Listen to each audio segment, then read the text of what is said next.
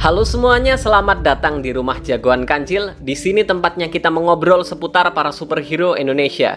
Dan sekarang aku akan kembali membahas tentang film Satria Dewa Gatotkaca. Jadi sejak kemarin pihak Satria Dewa meluncurkan first look dari film Satria Dewa Gatotkaca, ada banyak sekali pertanyaan yang masuk. Ini ceritanya tentang apa sih? Apa ini settingnya nanti di kisah pewayangan di masa lalu? Makanya sekarang aku buat video ini untuk menjelaskan dasar kisah dari dunia Satria Dewa Semesta yang nantinya akan difilmkan melalui film Satria Dewa Gatotkaca. Jadi sebenarnya cerita di wayang itu sangat panjang dan memiliki banyak detail ya. Tapi kali ini aku akan mencoba untuk mempersingkat biar kalian juga nggak bingung dan lebih gampang untuk memahami. Jadi jauh di masa lalu, di Wangsa Barata, di kerajaan mereka, itu mereka memiliki dua orang putra. Yang pertama adalah Drestarastra dan yang kedua adalah Pandu. Seperti sewajarnya, seharusnya anak pertamalah yang diangkat menjadi putra mahkota yang nantinya akan menjadi raja. Nah, si anak pertama, Drestarastra, terlahir buta. Sayangnya adat pada saat itu tidak mendukung anak yang buta untuk menjadi raja.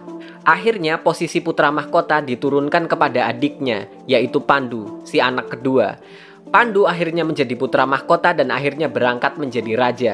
Dan Drestarastra pun tidak keberatan. Bertahun-tahun kemudian, baik Drestarastra maupun Pandu sudah menikah dan memiliki keturunan. Drestarastra memiliki 100 orang anak yang disebut sebagai para Kurawa. Dan Pandu memiliki 5 orang anak yang disebut sebagai 5 Pandawa. Dan disinilah semua masalah dimulai. Perdebatan akhirnya muncul tentang siapa yang akan berangkat sebagai raja untuk menggantikan Pandu yang nantinya akan turun tahta.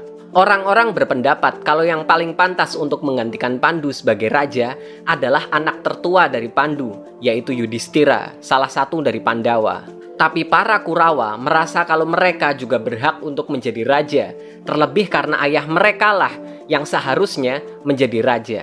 Hanya karena ayahnya butalah, akhirnya posisi putra mahkota diturunkan kepada adiknya, yaitu Pandu. Tapi menurut mereka, setelah semua itu, sudah seharusnya jalur tahta berjalan ke arah yang semestinya, yaitu kembali ke keturunan Drestarastra sebagai anak yang pertama. Setelah itu ada banyak sekali kejadian yang membuat hubungan antara Kurawa dan Pandawa semakin memburuk dan akhirnya berujung ke sebuah perang besar saudara yang disebut sebagai Perang Baratayuda, yang artinya adalah peperangan dari Wangsa Barata. Nah, dari sinilah kisah di Satria Dewa Gatotkaca mulai berbeda dengan versi cerita wayangnya. Di sini diceritakan bahwa Aswatama, salah satu satria dari kelompok Kurawa, marah besar setelah mengetahui bahwa ayahnya, yaitu Durna, mati di tangan para Pandawa.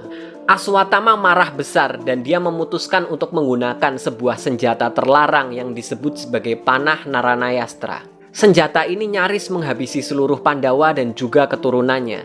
Akibat ulah Aswatama menggunakan senjata terlarang ini, para dewa pun murka dan menghukum Aswatama.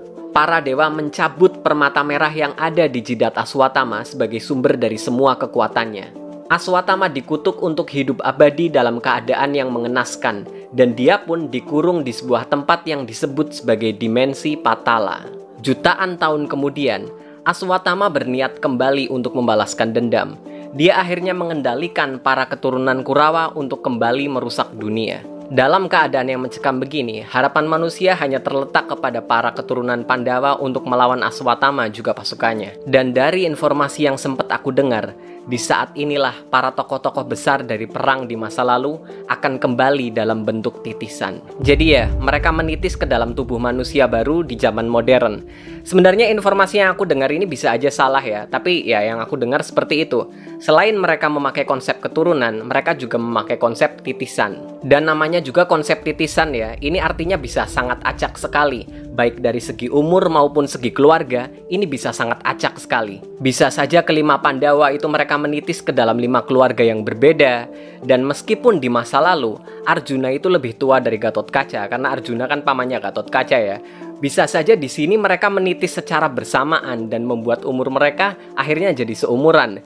Ini bisa aja terjadi loh ya, seperti yang aku bilang tadi, karena konsep titisan ini semuanya bisa sangat acak sekali. Dan aku punya teori yang cukup gila sebenarnya.